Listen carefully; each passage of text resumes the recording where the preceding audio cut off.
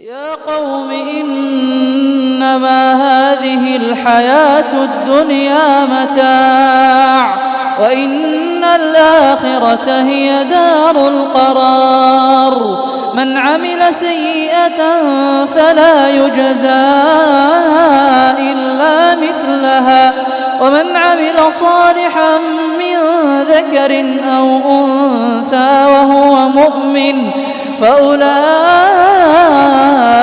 يدخلون الجنة يرزقون فيها بغير حساب.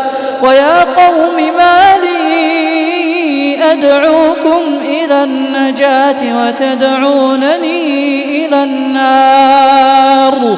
تدعونني لأكفر بالله وأشرك به ما ليس لي به علم وأنا أدعوكم إلى العزيز الغفار. لا جرم أن ما تدعونني إليه ليس له دعوة في الدنيا ولا في الآخرة وأن مردنا إلى الله وأن المسرفين هم أصحاب النار. فستذكرون ما أقول لكم وأفوض أمري إلى الله إن الله بصير بالعباد. فوقاه الله سيئات ما مكروا وحاق بآل فرعون سوء العذاب. النار يعرضون عليها غدوا وعشيا ويوم تقوم الساعة أدخلوا آل فرعون أشد العذاب. وإذ يتحاجون في النار فيقول الضعفاء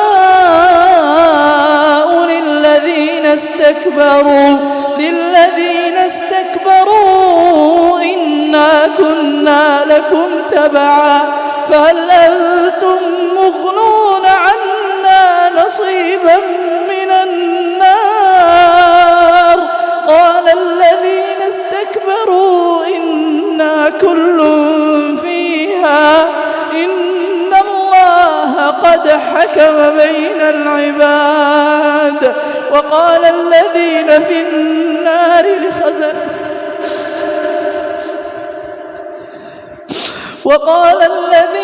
النار لخزنة جهنم ادعوا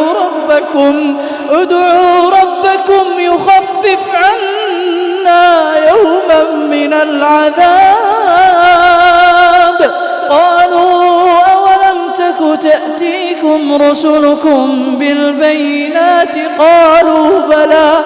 قالوا فادعوا وما دعاء الكافرين إلا في ضلال. إنا لننصر رسلنا والذين آمنوا في الحياة الدنيا ويوم يقوم الأشهاد يوم لا ينفع الظالمين معذرتهم ولهم اللعنة ولهم سوء الدار.